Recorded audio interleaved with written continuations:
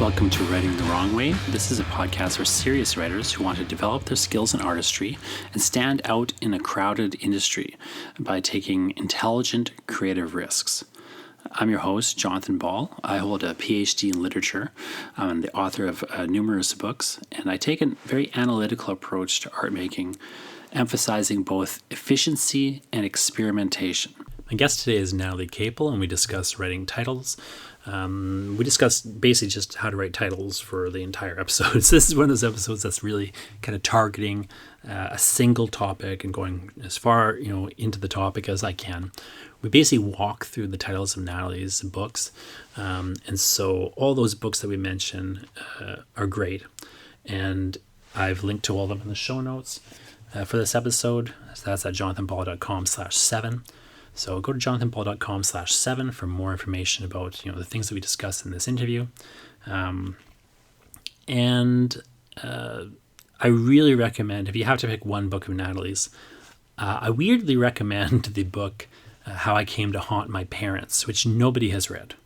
I may be the only person who is really flogging that book, but it's an outstanding book. It's probably one of the best collections of short fiction published in Canada. I would straight up say, in Canadian history, How I Came to Haunt My Parents is probably in my top 10 of poetry or short fiction collections. But it was kind of an e-book only publication, so it's really under the radar. I didn't really get the reviews. I can't remember if we mentioned it in this interview or not, but that book is outstanding. Hopefully it makes its way into print, or the material inside of it, makes its way into print one day, because it's really just a phenomenal book.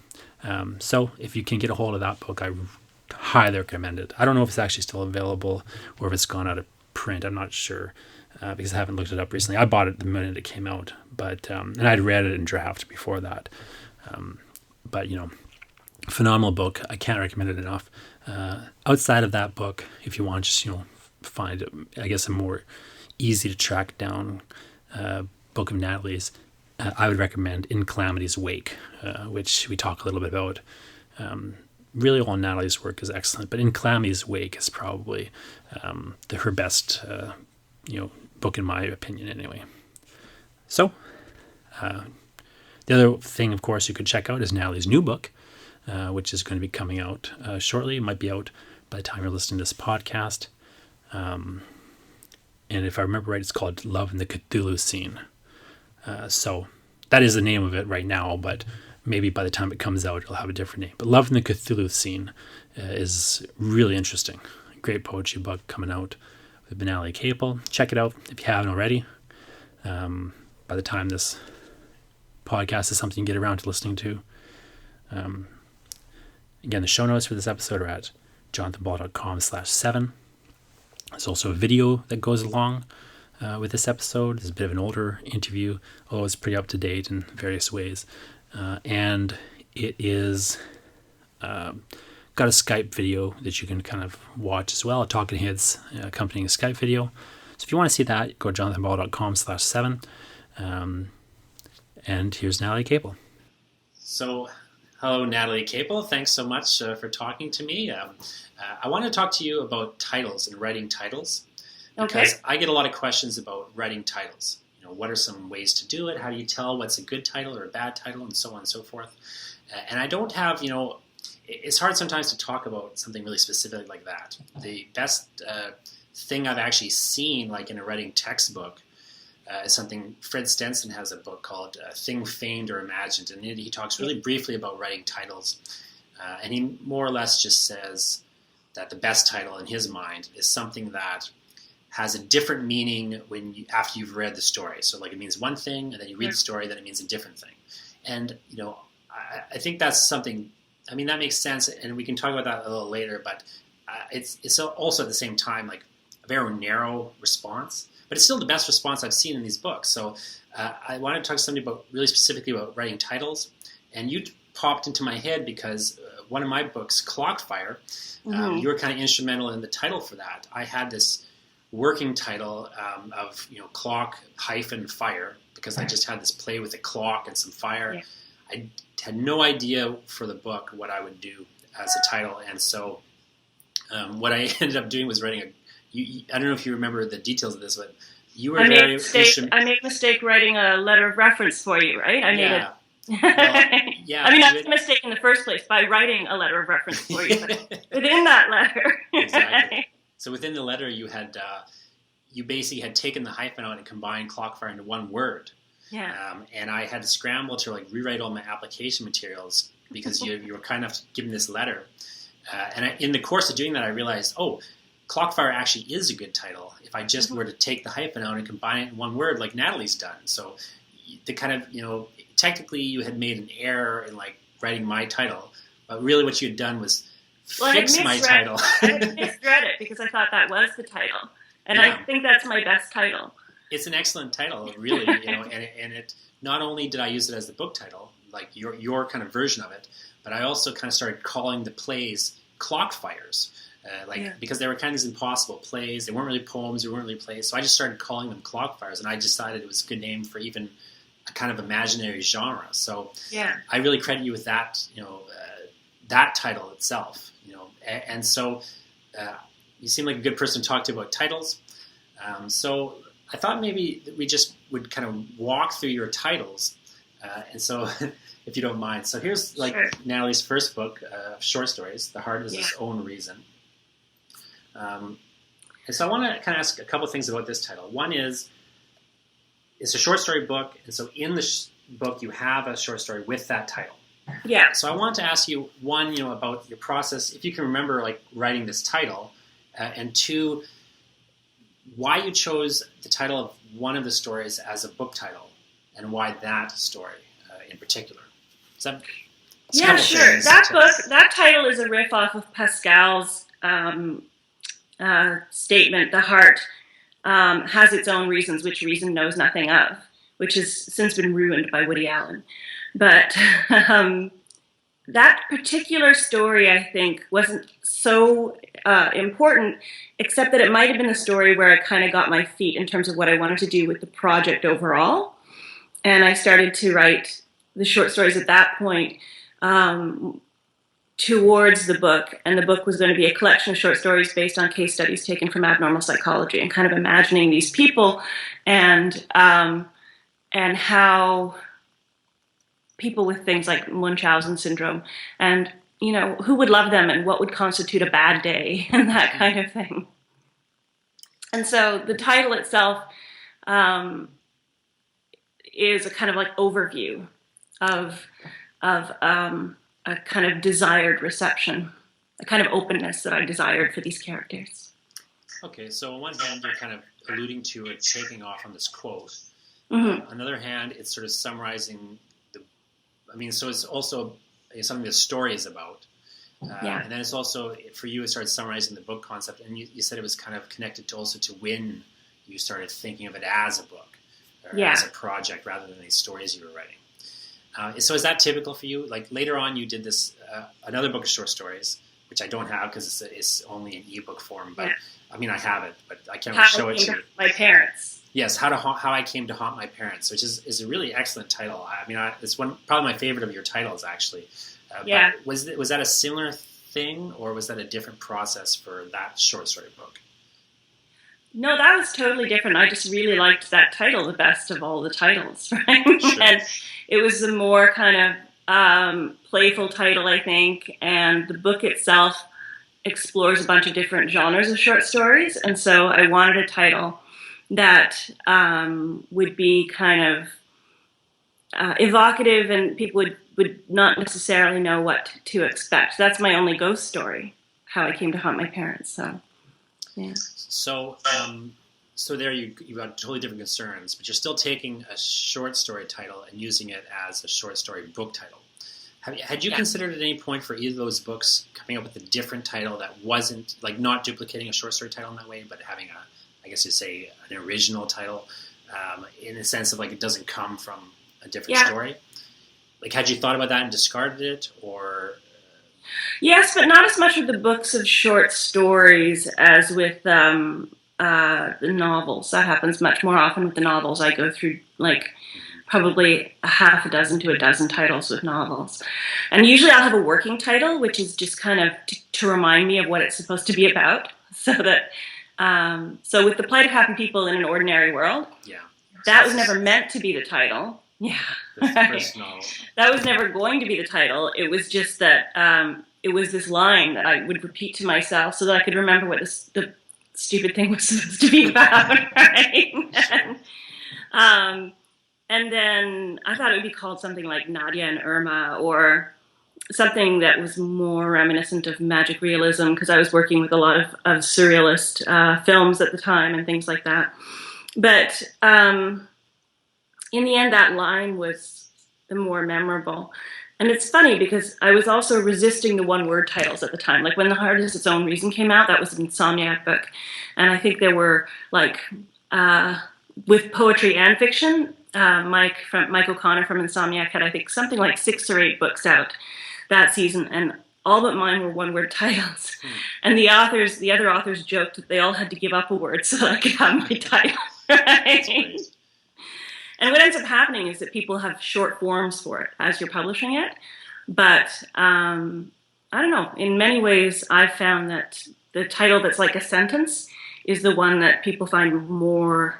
They find it easier to remember in a way because it contains a kind of concept. Sure. So, like with this book, so you're Plight of Happy People in an Ordinary World. So you're saying this was a working title that became a real title. That's right. So when did that happen? Like, what's the moment where you kind of decide the working title is the title? Does that make sense? When does it shift from being this tentative thing to this, I guess, a permanent thing? Well, I sit down and brainstorm on titles. I look through for catchy lines, or I try and think about, like, just sort of write out different ideas that are central to the texts, right? So that I can imagine different ways that it can be called. And then when I do have a tagline like that helps me stay on target, I'll often ask the publisher, what do you think of this list of titles? And the publisher will have a sense of what they think is most marketable as well. And I don't know, I'm not terribly dear about the titles. Like, I don't think I would get too angry if the publisher said no. But, like In Calamity's Wake, which is the most recent novel, that, of course, is a novel about a young woman who's searching for her adoptive mother, or her biological mother. She was adopted out, and she's searching for her biological mother, who was the infamous frontierswoman Calamity Jane. And so that word calamity is so unusual and so kind of intense and clanging that I certainly wanted that in. But for a while I thought, should it be Calamity's Wake? And then I thought, no, people will think it's too much like Finnegan's Wake. And then I thought, I think it was called... It was just called Calamity at one point. It was called Calamity at one point, and sometimes it had exclamation marks, and sometimes it didn't. and then while I was working on the book, my cousin was murdered, and so the title refers for me both to working on the book in the wake of that calamity, and to all of the people who we encounter who've come in touch with Calamity Jane, and how this kind of like momentous figure swirling through history leaves a kind of wake of change, and how it's through her that Miette, her daughter, encounters all these other really interesting people who've been forgotten by history. Sure, and that book, again, In Calamity's Wake. I remember when you were writing this book, because you and I were going back and forth about different things, and you let me see some early versions and stuff. And one thing that I remember you asked me at one point was like, "Do you have an idea for this title?" And I did not. Like you, I was like, it's got to have calamity in it, maybe just calamity. But then, and there is a niceness about Calamity because it does have, of course, literally refers to her name or her adopted stage name. But it also has, of course, a secondary meaning of a tremendous trauma or tragedy, of epic proportions. So I remember thinking, it's not a bad title, but there did seem to be something about it that I don't know what it was. It didn't seem satisfactory somehow, and I know that you felt the same way. And I couldn't really come up with a better title. I wish I'd come up with this one, because I like this title a lot. Like, I think In Calamity's Wake really works. And you're right. There's something about the word "in." Like Calamity doesn't quite do it, although it's not a bad title. In Calamity's Wake, as you say, it's not a bad title, but it does have these associations. There's a sense of movement to In Calamity's Wake. You're in the wake. You're being moved along with this story, ideally, right? Or you're encountering people who are being moved along in the wake of something that's almost preposterous. Like, calamity is a funny word as well. It's a sort of like, it's you can imagine, cymbals crashing, right? It's gonna. It is interesting the difference like that one word makes. So you're in it. So it's locating you as a reader. It's locating, I guess you'd say, the characters in a sense. They're all kind of in the wake of this figure somehow. It is interesting, like the difference it makes, and it doesn't have that connection to Joyce now that you might otherwise, see as an illusion somehow. And the frontier is a calamity as well, right? The sort of the settling of the West is a calamity. It's certainly a serious calamity for Indigenous people, and that comes up over and over again in the book. And the lives of the figures in the book are kind of perpetually in upheaval because they're trying to start a new world. And so But what makes Calamity unsatisfactory as a working title? Like, that's the thing I want to get at. Like, where is it in the working title? Like, because you have, like, in this case, you've got a working title, and it's unsatisfactory, and you move towards let's call it a real title. Yeah. In this case, you've got a working title, and then you decide it is satisfactory.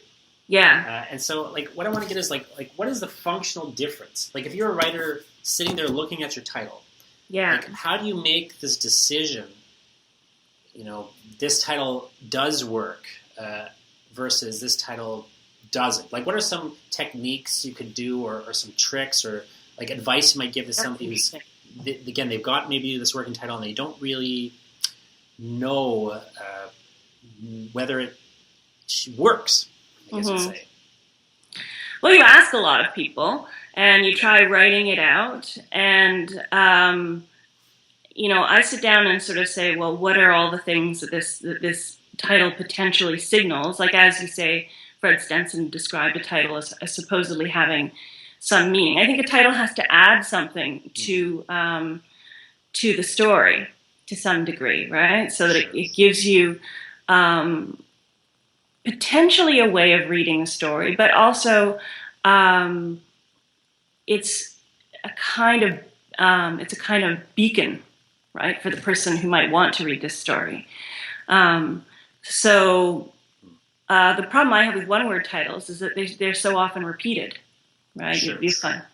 There's like however many versions of a book called Hunger. One of them is really good. It's written by Newt Hansen, but there are lots of books called Hunger.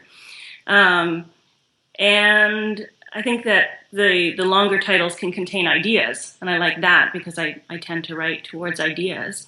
So, like, I'll say, because you actually helped me title one book, which was The Semiconducting Dictionary, Our Strindberg, right? So I knew I wanted Strindberg. I didn't work on the book, but I don't remember. No, well, because I didn't tell you. Oh, so we were having a conversation about titles, actually, and you said, sometimes I think that the title shouldn't have anything to do with the book. Oh, yeah. That if you find a title and you really like it, you should just put it on any book, right? And then let the readers work it out. Sure. Right? And I thought to myself, I'd had this title for a long time, The Semiconducting Dictionary. And I loved that title, but I didn't have a book for it. So I thought of a bunch of different books that I could write for this title. But I had a book, and it didn't have a title, right? And then that one had been like, it had been Imaginary Person, it had been Strindberg, sometimes with exclamation marks. It had been it had been Breaking the Eye, it had been all these different things. And then I thought, I love this title, The Semiconducting Dictionary. And I think that could refer to this book, because it could refer to pretty much any book, right? A book. So, it's a nice metaphor for a book. It's here's all these words, yet there's some current passing through them. Exactly. And this thing that's pulling through them. And in this case, Strindberg, of course, is the thing you're pulling through. Yes. Your sort of imaginary biography, I guess you'd say. Yeah, and the book becomes a kind of world of its own, right, with its own laws. And in this case, as you say, a kind of shared Strindberg, a kind of shared public figure is the kind of fluctuating current that moves through that book. So that's how I came to that title. So in some ways, it's just like it's a personal negotiation. When it starts to mean something to you, right? And then it matters, right? Then then you can kind of see the book through it. And I think you need to be able to see the book through it. Like, the problem is that there are so many titles that are just like two people's names or one person's name. And then you're like, well, I don't know, it was a woman's name. Maybe it was Veronica. Maybe it was Lolita. Maybe it was, right? And those are great books. But I think that later on it becomes harder to remember. Sure. As like Calamity Jane wouldn't work, right? Yeah. For that kind of reason you were talking about. Well, there are books called Calamity Jane that are nonfiction, mm-hmm. Right? Well, that's the other issue. Because that's the kind of weird thing about a title, too. A title, especially a book title, it is in this kind of weird position where, on one hand, you want a title that's artistically makes sense somehow. On the other hand, it's effectively a marketing concern. And that's why, of course, publishers, as you kind of alluded to before, like, publishers usually reserve, and this is something that students are often really surprised to learn, is that it's a standard clause in a publishing contract to give control of the title to the publisher. And that is usually, like, depending on the size of the publisher and so on, it's a marketing department decision, like what title this book has. It is and it isn't. It would be pretty unusual for the publisher to actively fight. True. But if we get down to the paper, they can, right? They can take the title away from you. Which is not say standard. I wanted to call it Rita Parsons, for example. Right? Yeah, and it's, as you say, it doesn't normally occur. Like, I've never had an argument about a title with a publisher, for example. At best, the one sort of back and forth I had with the title was for the anthology I did recently. They wanted the words "an anthology" in the subtitle, which makes sense. I just never occurred to me that you put "an anthology." But of course, how do you know it's an anthology? So that makes sense. But that's such a. It has that feeling of like, am I supposed to put a book down in there too? Right? They'll often put a novel on the cover or whatever stories. No short stories.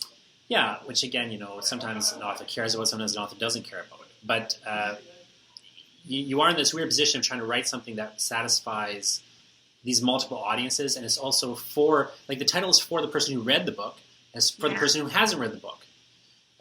In a different sort of way. Like, the last chapter is not for the person who hasn't read the book. Like, it's a different type of writing in a sense. But let's just look at the Strindberg book for a second. So one of the things about the Semiconducting Dictionary is you've got the subtitle here, R. Strindberg, and you put the subtitle. So one is the subtitle, and two, it's in brackets. Yeah. So I want you to just talk a bit about, one, the experience, like putting a subtitle in there. Like, so you had this title, the Semiconducting Dictionary. You wanted it to refer to this book. Yeah. So one, why the subtitle, and two, why in brackets rather than the colon, the typical subtitle version? Well, because it makes Strindberg the Semiconducting Dictionary by putting it in brackets, as opposed to creating it as one sentence or something like that. Sure. It has a kind of funny to the side effect, right? It's like, Strindberg. And the book itself has that kind of. You think you're talking about Strindberg, but maybe you're really talking about right? Or, it's me as Strindberg. Yeah. But so there's that. I think that I also wanted it searchable, so that if somebody was looking up works on Strindberg, this would come up. Sure. So. Yeah, I mean, that's another thing people don't think about, but, these titles are the way people find the books, especially now that you're online, you're finding books, by searching, as you say. If you want a book on poems about Strindberg, if the book doesn't have poems, Strindberg, I mean, it's very hard to find that thing. Well, the title is one of the most privileged places in the book, right? It's one of the few parts of the book that has a life of its own, that will be found and seen and known on its own. And there are lists of world's best titles, and people may never read the books, but they know these incredible titles, right? Yeah. And the title's job is to set a tone. It's to make the book appealing to the correct reader, so that making people, you're not missing the person that you want to find, and it's so hard to find readers. The title is, it's necessary that it be remembered, because unless you just think that they're going to click it every time the first time they see it, right? But even then, you want it to be something that would make somebody curious to find out more about it. But the title is probably with the opening lines, one of the most important parts of kind of grabbing the reader. Yeah. In those initial phases, because what do you do? Even if you encounter the book just on a table, you see the cover. Well, the writer has very little control over the cover most of the time. You see the cover, you see the title, you open it, you read the first couple of lines, right? And it's also part of the cover, like typically. Yes. Like I can pull up books that don't have the title on the cover, but I mean normally it's part of the cover. So as you say, I mean, the cover off a book that doesn't have a title on the cover. Sorry? I'd like to see you pull off Fiorentino's last book of short stories doesn't. Okay. And so I was talking to him about that at one point, and he had mentioned that it's on the spine. Yeah. His argument was, the cover, people never see the cover anymore unless they're online. And on the cover you just have, like nobody can pay to have your book out like this in the store anymore. That's right. So if it's on the spine, that's really what you see in the store. Online, you have the text beside it. So who cares if it's on the cover? So so he had, an argument with the publisher and won the argument. So that's one I can think of. And I know I've seen others, but... it's unusual, though. It's unusual. And so in terms of, again, as you say, what do you... those are the two things that typically... Whether they're consulting with you or not, the publishers reserve the rights of is the title and the cover. Yeah. Like I've been very lucky. I've always gotten what I wanted on the cover. Yeah. And I've been asked what I wanted. And I've always gotten the title that I wanted, which, as you say, it's more normal to have control of that. And you, of course, always have control because you can always back out in a sense. Yes. But in terms of the words you write that appear on the cover, I mean, those are the words. So it is interesting. I've always had control in that I've had that kind of ability to say no, right? Mm-hmm. And certainly most of the time we'll go through several covers before we find a cover that I'm okay with, because usually I have the battle of please no half-naked headless women. Anything else. Sure. And then I get a choice of 3 different half-naked headless women, and I'm like, well, the blue one. That's not true. That only happened once. That happened with Mackerel Sky. But otherwise my experience was fantastic with Mackerel Sky. But yeah, I think that that writers often think that they have complete control over every part of the book and its marketing, and you just don't. You have the ability to suggest and to bring things in, and that's about it, right? Well, I like to tell people you have different levels of control depending on how reasonable you are, and how nice you are, and also how good you are. For example, picking a cover. Yeah. You brought them really striking images that were available. Yeah, I was, in every instance, I've been lucky, except for the anthology, which was a different process. But in every instance for my covers, either there was a basic guy was asked, what do you want to cover? And I said this, and they said, great. I had a bit of back and forth with Politics of Knives with Alana, where she was kind of against the cover that I wanted. And I basically said, well, you're in charge. I wasn't going to push on it, but I said, this is the thing I want. This is why I want it. She was worried. The cover of the Politics of Knives has, just for people who haven't seen it, it's a bunch of butterflies being nailed to the wall. Yeah. Her objection was, it seems a little unsubtle.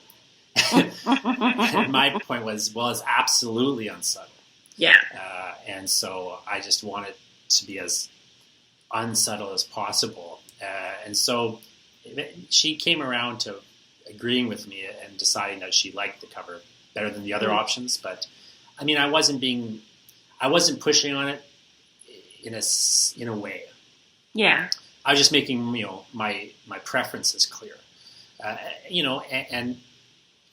But it is a thing where, you get more control the more you actually, can do it, because a lot of authors have no idea. Yeah, if you bring in a picture that is available that they can work with.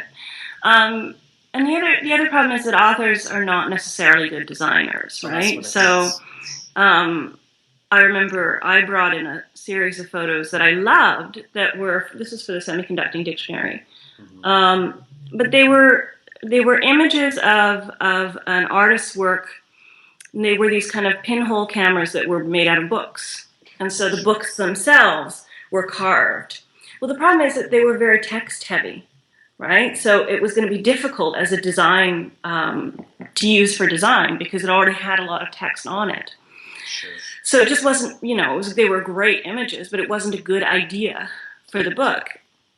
And then they came in with something that there was a different cover that I didn't like, and I was like, well, why don't you just put like clouds on it and a mustache? And they did that. That's great. I like it. Yeah. But again, in terms of the title, this is the thing you really have more control over. Right? Yeah. And so, getting back to Mackerel Sky, I have this version of it. I think there's another. There's my headless, half-naked woman. Yes. So, but Mackerel Sky. So, let's get back to titles maybe for a second. So, how did you kind of get into that title? What was your process for coming up with it? Because it's a very different type of title. It's much more. I mean, it's a clear image in a sense. It's much more imagistic, and it has less obvious connection to the content. It's not like Strindberg. If I needed a title like that, then I would have control over the cover image, because of course he would choose to put a Mackerel Sky on, right? Sure. Which happened in the States, but didn't really happen here. Mackerel Sky, is it's a kind of phenomenon where you see mackerel banding as those kind of ribbed clouds, right? And when you see that, it means that there's convection in the upper atmosphere and that there's going to be some shift in the weather. Usually it means a storm of some kind. And so I thought, here's the story where a man is coming back into his daughter's life, the daughter that he's never met, and re-encountering this woman who seduced him when he was 17 and she was in her 20s. And it turns out they're all counterfeiters up in the Upper Laurentians, right? And so everybody's lives are about to change because of this person coming back. And he kind of gets right in the middle of the crime, and that becomes a problem. And so I wanted a title that was very visual, because the book is quite visual, very influenced by films from the French New Wave. So the book is very, very visual. I wanted something that you would read and say, I wonder what that is. And then if nothing else, even if you don't like the book, you probably looked up and found out, well, in reading the book, you'd find out what a mackerel sky is. And that's a useful piece of information. Right? Sure. So maybe just kind of jump, before we maybe talk more about that, the other book you've got here is, of course, another poetry book, A More Tender Ocean. So again, it's a much more of a kind of imagistic or metaphorical, like clearly metaphorical title than maybe some of the others, other than Semiconducting Dictionary, which has a sort of disconnection. But I mean, it operates like a metaphor, basically. Yeah. So maybe, what was the process of this title? And that title. Again, now you're doing a poetry book, so this is your first poetry book, a different genre as well. Like, did that make a difference in terms of the type title you wanted to pick? Hold up the cover for a minute there. This is the see that image didn't Michael there? Ondaatje take this picture or something? It's actually a photograph that by Michael Ondaatje of koi fish swimming in a pond, but what you can see is the reflection of all the trees. So it's as if they're swimming through the trees. And the book itself was part of, it was a kind of project that I had where I was experimenting with a surrealist technique that I had created, riffing off of other surrealist techniques, where I would take books that I wasn't very familiar with, and I would look at the page quickly, and then I would write the poem that I thought I saw there. And eventually I was working with like multiple poems at once, or poems that weren't in English, but surprised, the poem that I saw was always in English, right? And then so that generated, I don't know, some 300 some odd poems, and they were automatic poems. Then that was kind of winnowed down to whatever 80 representative pages of pretty tender material, and all of which, in a way, is reflecting on the works of other writers.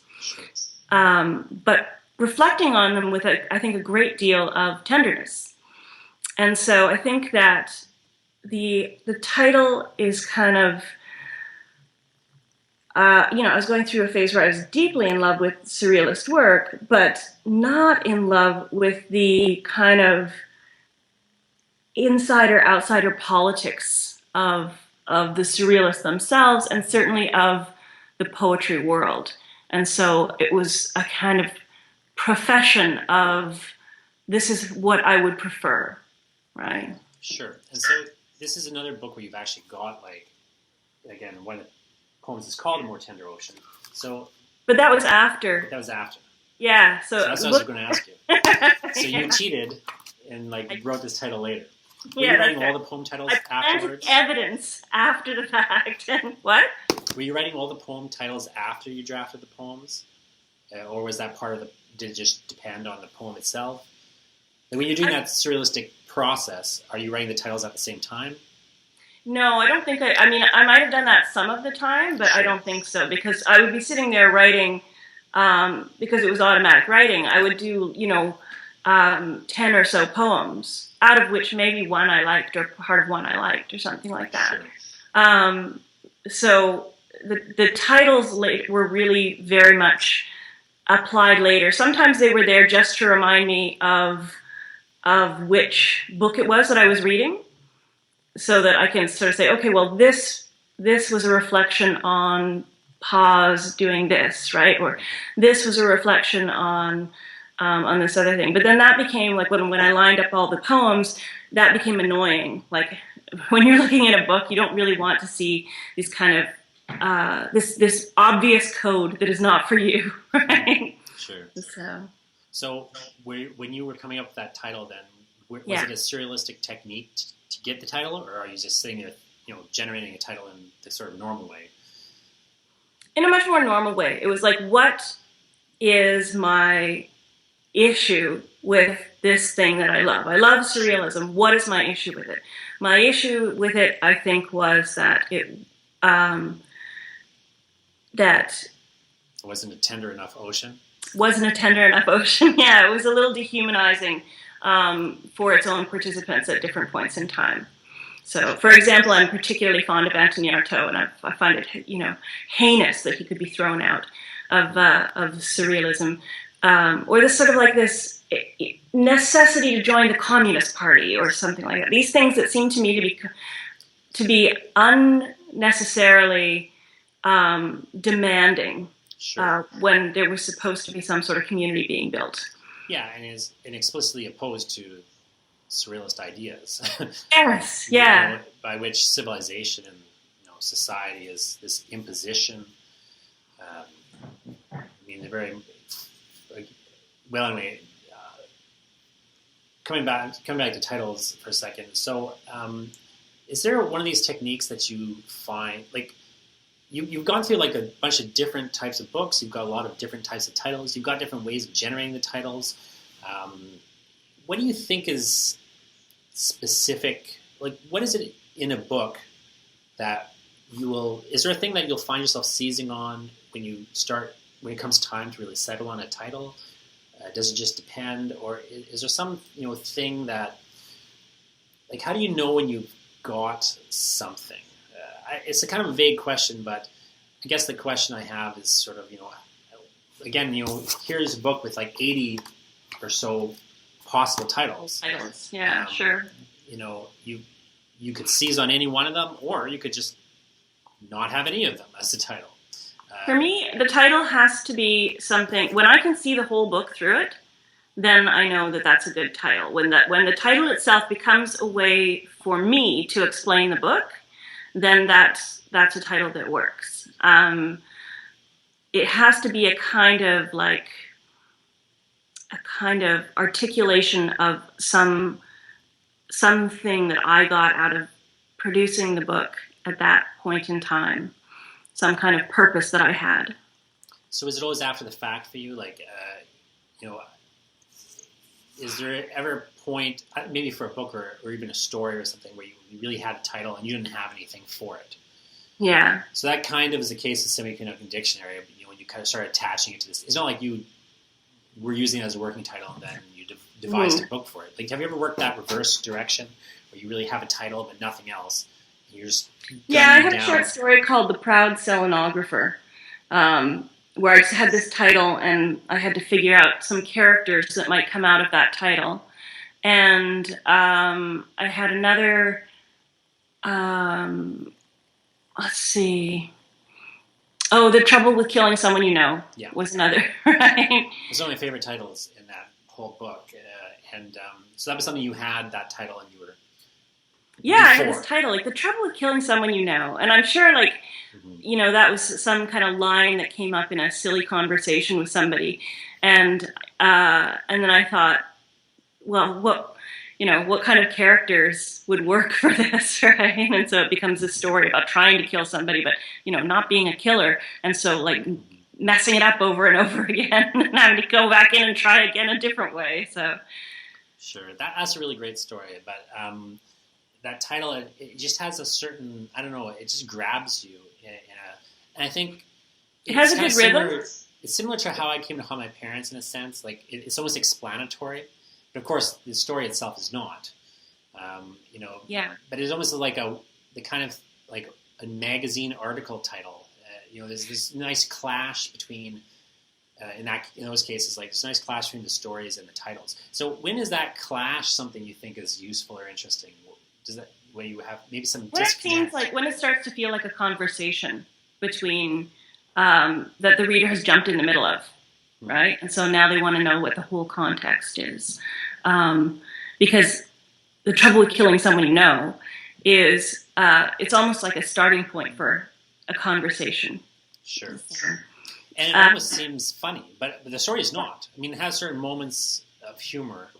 Yeah. I guess you'd say, like, kind of a black humor. But, it is interesting how, on one hand, it is the opposite of what you were talking about before, where the tone is off. Like, it's off tone, but it still really works.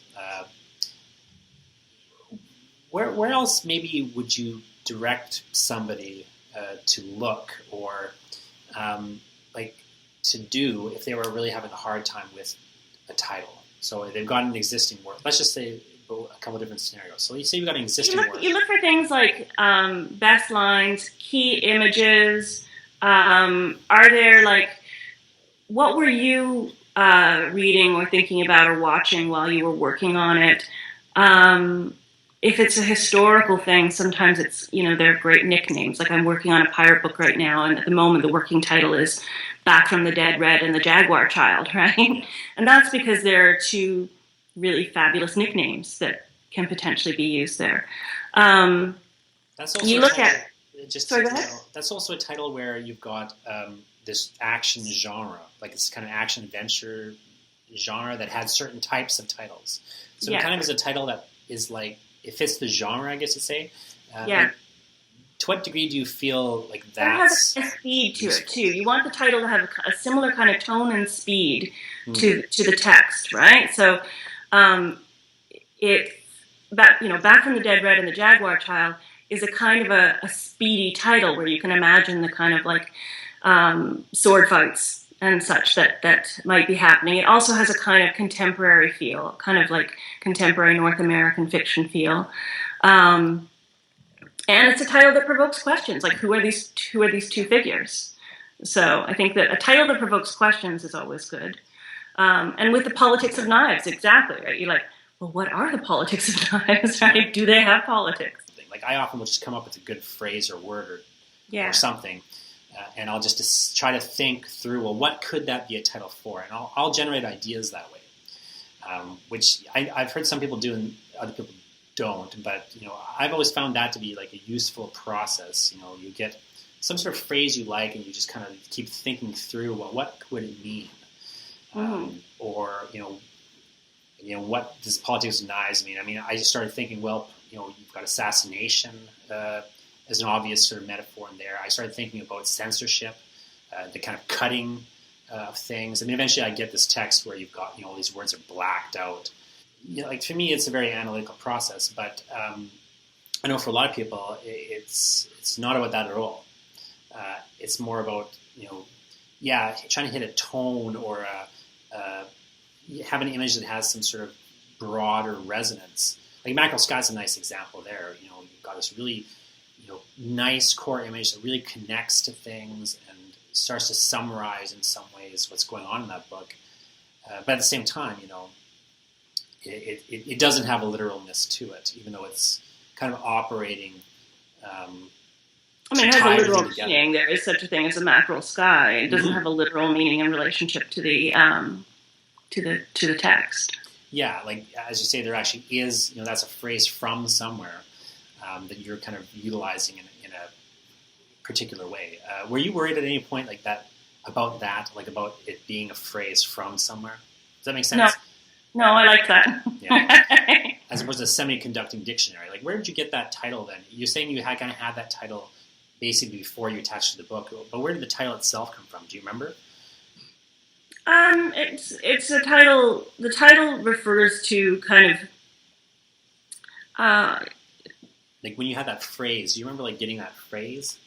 Yeah, it was me talking about what I thought a book should be, what a book should do, right? A book should be a kind of world into itself that explains itself, and that is kind of self-powered, but that changes depending on the person interacting with it. And so I try to subvert my authority in different ways as a writer, so that the reader has a lot of room to read themselves into the books. That's a nice summary of what a title should be, really, as well. I can see a title as a semi-conducting dictionary in the same sense. It's interesting. I just want to ask you a couple questions before I let you go about this new book title that you've come up with. So you're writing a book you're calling Back from the Dead, Red, and the Jaguar Child. So that's your title. Now, at what point, what would have to happen for you to abandon that title? Like, I like that title a lot, but what would have to happen for you to decide it's not a good title? Well, a whole bunch of different things can happen. In the process of writing the book, you can discover that that you don't like the reference to Jaguar children, which is it's a nasty way that in the 16th century people were superstitious and felt that children with Down syndrome were Jaguar children. That you may find that you feel that I may find that I don't feel that can be redeemed after all. My publisher may say, no, that's not good enough. Somebody else might come out with a book called Back from the Dead Red and the, Porta Potty, right? Or something like that. It's it's one of those things that you think is so impossible, but it wasn't long ago that somebody I think in the States came out with a novel, and it was called By Grand Central Station, I Sat Down and Cried. Yeah. And I'm like, ridiculous. how can you not know that By Grand Central Station, I Sat Down and Wept is a famous Canadian book, right? So one hopes they didn't know because it's a terrible title. Like, that's the thing, is Wept and is great, Cried is terrible. Yeah. And it's hard to kind of explain that sometimes, like, to somebody, but it's true. Yeah. Like, it destroys the title to use Cried rather than Wept. And it's just, it's also just too close, right? Well, it seems like either they know of the smart book, but they don't know the biblical reference. Yeah. Or they have somehow screwed up the biblical reference, but don't know the smart book, or there's some other just randomness that caught in their brain and they unconsciously pulled it up without knowing what it was. Yeah, but there's just so many things that can go wrong. Like, one word can throw it off, or one word can save it, like in Calamity's Wake, right? Yeah. It was interesting. So, yeah, I'm very curious to see, like, whether you keep that title. I mean, it's such a great sounding title, but as you say, like, there's so many. You're still writing the book, so it's hard to say. I mean, I had the reverse thing, right, with Clockfire. I thought it was a terrible title. It's garbage. Then if you just take the hyphen out and put it as one word, it's perfect. Whereas genius. With Ex Machina, I really loved that title. I was into it, and Harley's justifications and why I liked it. I still like it, but it has caused me some problems that there's a comic book series called Ex Machina. Oh yeah, and I've seen a lot of instances where that's been an issue, and I've gotten. I mean, I get it with my name, even like Jonathan Ball. Yeah. There's a famous John Ball who wrote In the Heat of the Night, and so never mind like people, Jonathan Ball publishers in Zaire or something. Yeah. I get their mail half the time. Like, I'm not going to change my name for that reason, but it is one reason why. Well, I use Jonathan rather than John. Emily Schultz had that happen quite famously recently with the Stephen King book coming out, Joyland. Right, and her book Joyland was out several years ago. So what you've got to do is cash the checks. Yeah. So I haven't had any problems where I've got too many checks coming in. But I'm really hoping, like, maybe Ex Machina, that'll happen. Like, that'll become a movie or something. And people start buying my book. Maybe what you need to start doing is deliberately choosing the same title as this John Ball. I used to joke all the time. My joke always with Coach House is, I've done 2 books with them, and both times, I'm sure they either didn't notice it or got sick of it. But both times, when they kind of were showing me the proof of the cover and saying, is there anything else we should do? Does this look good? My comment in both instances was, I think you should change the name to Stephen King. Maybe put a V in there, just in case if there's a legal issue. Yeah. That probably would help. Yeah. Well, just put like Stephen King and then put Jonathan Ball in Stephen King writing as Jonathan Ball. Something like that. By the time they sue me, I'll have made enough money. Yeah, I'm not even sure that he would. He might find it very entertaining. You never know. Well, thanks very much, Natalie, for this. And, again, it's one of the things that people ask me constantly is, like, how do you come up with titles? And, in some ways there's not a good answer because it's so specific to the thing that they're doing. But I think it does help to kind of, like, walk through the process and to see the different options. And, you'll see, like, the real-world sort of scenarios of why you would do this or why you would do that. And, and just to note that things can shift and change because sometimes I feel with writing, a lot of times people fix it in their mind. Yeah. And you sometimes have to do tricks to get yourself out of feeling married to the thing that you've done. And sometimes just switching the title can do that. Other times there's extreme sort of cases. Like I sometimes, when I edit, I'll print things off and retype them. Just so I don't feel bound to the text that's on the screen. Other people don't have that problem maybe, but I feel like there's certain things you can do to kind of make the thing seem like it's more in progress or more done, depending on what you need. And the title certainly really plays into that. Because it is a weight. When you've got a title, I don't know how you feel about it, but like anytime I've ever hit on a title that I thought was really great, it's like a glorious moment. It's like one of the few, really, exciting moments in what is otherwise usually a slog for me. Yeah. Well, I had my moment when I wrote how I came to haunt my parents. I knew that my parents would read that book. And it was funny because for some reason, they were Googling, my mother was Googling herself online, and the title came up, and I hadn't talked about it yet. And they were like, oh my gosh, what is this? That's great. Well, thanks very much. I'll let you go with that. I really appreciate it. Natalee Caple, I wish there was a bunch of people here who could clap for you. So I'll just give you the clap there. All right. Thanks. Bye. So thank you to Natalee Caple, and thank you for listening. If you want the show notes for this episode and links to Natalee's books and so on, go to jonathanball.com/7. Again, that's jonathanball.com/7. That's going to give you, all sorts of links. And there's also a video that accompanies this. So, a video of us talking on Skype. So you can check that out. Check out Natalee Caple's work. It's really phenomenal work. Doing some really fascinating, interesting stuff. I especially, as I said, recommend In Calamity's Wake and How I Came to Haunt My Parents. And of course, her new poetry book, Love in the Cthulhu Scene. So, thanks very much for listening. And if you would like to help this podcast out, if you're enjoying it, there's a number of things you can do. The absolute best thing you could do is to go to my Patreon page, which is just patreon.com/Jonathan Ball, and contribute and help for this podcast, and all my web stuff. I lose money consistently online. I'm no big fancy online internet marketer. I know what people think I am, and because I do make some money, being online and doing things, but really I spend so much money providing this stuff. It does help quite a lot when people support the work that I do creatively, but also, of course, things like this podcast. So if you have it in your heart, go to patreon.com/Jonathan Ball, or just, click the subscribe button, write a review, give it a rating. Anything that helps people find this podcast is great. Thanks very much for your listening, and thanks for your time. And thank you to Natalee Caple. Have a great day, and keep writing the wrong way.